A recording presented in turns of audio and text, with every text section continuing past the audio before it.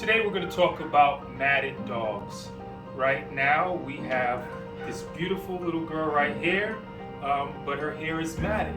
And a lot of times customers come in and they're not aware or are not clear on what that means and what will happen to their dog if we don't do the proper procedure to help this dog.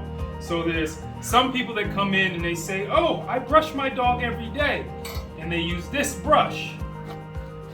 It's not getting into the hair, it's just brushing. So people say they brush their dog and that's great. Oh, he's brushed, right?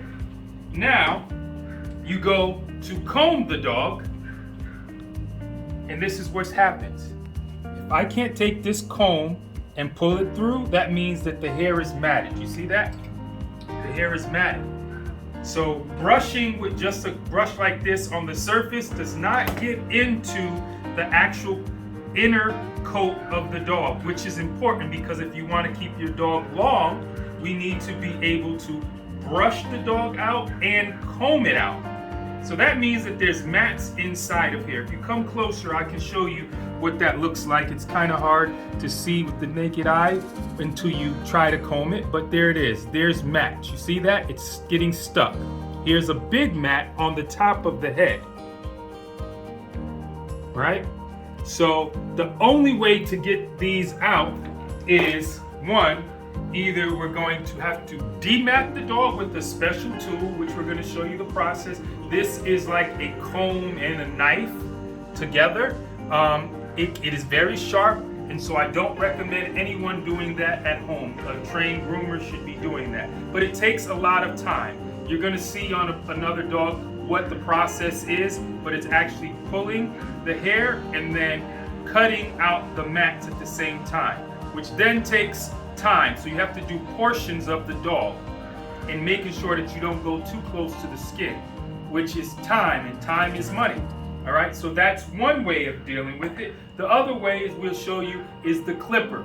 Now you need to be able to use a smaller blade, which would be a 7 blade, so that it can get under the mats, because the problem is if you just use a thicker blade, it's going to pull the hair and pull it out. So we use a 7 blade. We'll show you what that means. This is a comb clip, so this keeps the dog's hair long. But imagine trying to use this when the dog's hair is matted. This is what's going to happen. It's going to cut chunks out of the hair, which then is going to cause the hair to look patchy.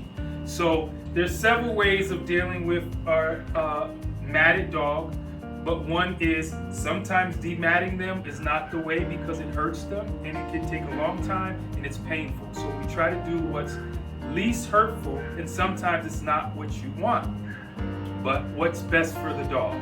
If they're crying and screaming and wiggling, this would not be the proper thing to do because you can cut the dog.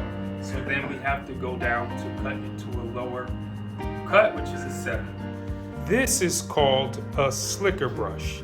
They have long, thin bristles, which makes it easy for you to brush into the coat all the way in and pull them out. And if you have a dog and if you brush them every day and keep using this, you're going to get into it, which then if you're able to get into it, you should be able to get a comb and get through it. All right? So these are the examples. We'll talk more about it in detail. You'll see videos on how we actually do it. But I hope that gives you some awareness on how to maintain your dog's coat and what to expect when you come to us if your dog is matted. Thank you.